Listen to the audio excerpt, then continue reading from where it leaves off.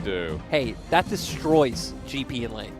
Just throw that out there. Oh my Bubu. Hey, and this was also buffed this patch. And actually, I'm going to pause because Weiwei's here. And this is an Olaf with red buff. Onto Tien. Undertow just needs to connect, but it will be a smite battle. Secured by Weiwei. Now he has double buffs. Tien flashes away. Undertow connects, and he wants to take him with Phase Rush. Gets the movement speed. Ignite's still there. Flashing forward, Mole, and the flash over as V5 get first blood. But it's 3 versus 3 with the Kalista. Scatter the Week was beautiful, and LWX drops down. A double kill for Caitlyn. And V5, if you want to match them, like, very strange, right? When we were having the meeting talking about who belongs on that graphic, keeping Tien out was strange, but here we go. This is what we set up earlier on. Caitlyn and Lux going to have this consistent pressure in lane, even more so that Caitlyn's 2-0 and had a red buff, but let's ignore that. Okay. Going to set up for these dragons for Weiwei, and V5 starting to snowball early on, which, their comp's going to scale quite fine anyway. Oh, Cullen coming through. Gimgoon in a bit of trouble. Easy solo kill when you see the GP. Weiwei's sticking around.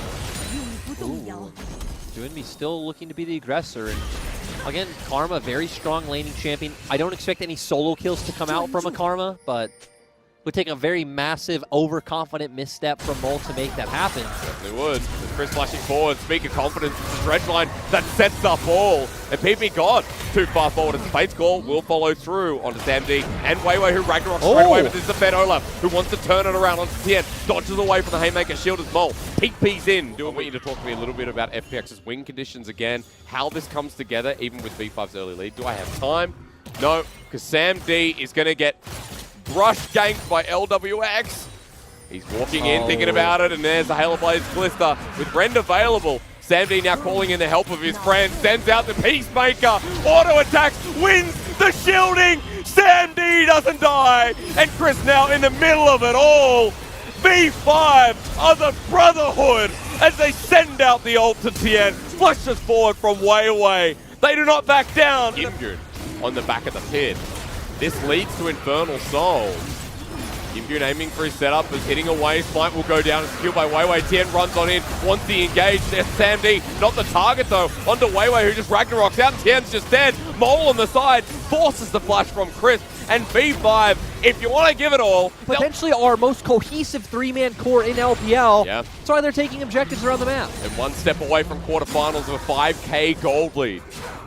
In V5's favor at 19 minutes in the game, with Chris now being caught on out, the depth charge used. There's too much damage though, and Weiwei picks up his first kill of game number 4. Teleport being burned by V5 as a settle, gets the damage onto V5, and PP got left on out. FPX with a favorable trade as V5 went too far. And the thing to highlight was there's still some aggressive lanes right now that FPX can potentially punish.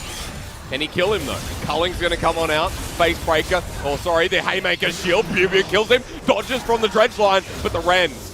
Was it worth it, Lyric? You're about to tell me. No, it was not. Okay. Or he is TP. He's a split pusher. You can just keep him in side lane.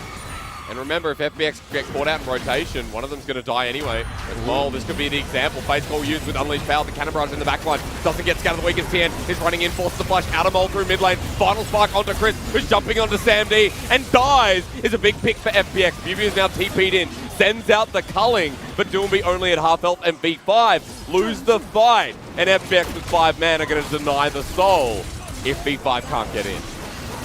Oh. God gets poked down by Doinby, survives for now. Chris flashes on in though. Scout of the Week doesn't connect it. Eventually taken down will be PP God with Tien's ult. Bubu flies his way in himself, but the poke from FPX is massive. Gimgoon in a comfortable spot. And now with the Baron up, this could be their window. Exactly. This is the clutch factor we know. Perfect. But Scrying Orb spots them out.